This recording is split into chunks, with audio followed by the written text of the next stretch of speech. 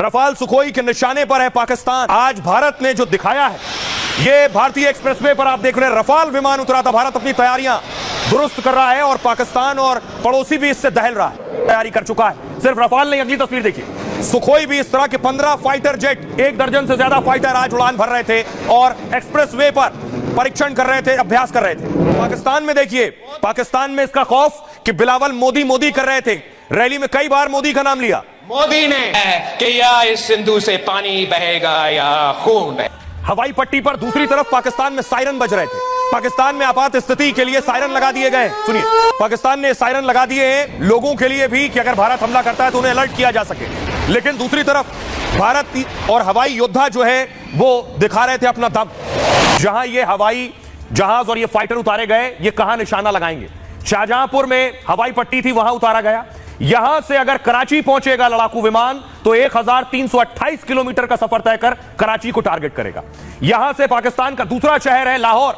लाहौर इस शाहजहांपुर से जहां ये एक्सप्रेसवे पर उतारे गए फाइटर, लाहौर 675 किलोमीटर है। यहां से रफाल 675 किलोमीटर से पहले ही टारगेट सेट कर सकता है लाहौर पर। इस्लामाबाद यहां से 922 किलोमीटर है और वहां मिराज या जगुआर जाकर अटैक कर सकता है। शाहजहांपुर से रावलपिंडी सिर्फ 911 किलोमीटर है, एक उड़ान में ही यहां तक पहुंच सकता है सुखोई। शाहजहांपुर से 891 किलोमीटर है पीओके, और पीओके में भी अटैक कर सकता है। यानी इस एक जगह से, उत्तर प्रदेश के इस एक एक्सप्रेसवे से पूरा पाकिस्तान और इसके सारे बड़े शहर रडार पर हैं। अब आपको बताऊं कि आखिर यह जरूरत भारत को क्यों आन पड़ी कि एक्सप्रेसवे पर लड़ाकू विमान उतार दो और लड़ाकू विमान एक्सप्रेसवे से गुजर कर जाए पाकिस्तान तक। ये तस्वीरें जा रही हैं। अब इसकी वजह मैं आपको बताता हूं। ये देख रहे हैं, ये एक्सप्रेसवे की पट्टी है और यहां से ये लड़ाकू विमान उड़ उड़ कर गए। यूपी के शाहजहांपुर में भारतीय वायुसेना ने यह दम दिखाया है। शाहजहांपुर में गंगा एक्सप्रेसवे पर अपनी ताकत दिखाई।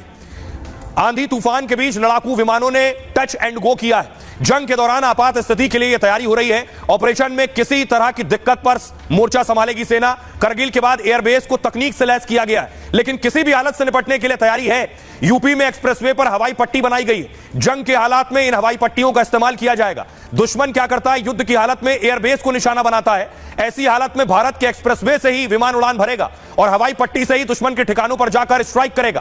पहलगाम हमले के बाद आतंकियों के लॉन्च पैड इस वक्त निशाने पर है। लश्कर जैश के ट्रेनिंग कैंप सेना के निशाने पर है। मोस्ट वांटेड आतंकी हाफिज सईद और मसूद अजहर टारगेट पर है। आईएसआई हेडक्वार्टर और मुनीर का ऑफिस भी निशाने पर है। इन टारगेट पर हमले में वायुसेना का रोल बहुत अहम होने वाला है। भारत ने पहले भी पाकिस्तान के अंदर घुसकर हमला किया है। एयर स्ट्राइक और सर्जिकल स्ट्राइक से पाक दहल उठा था।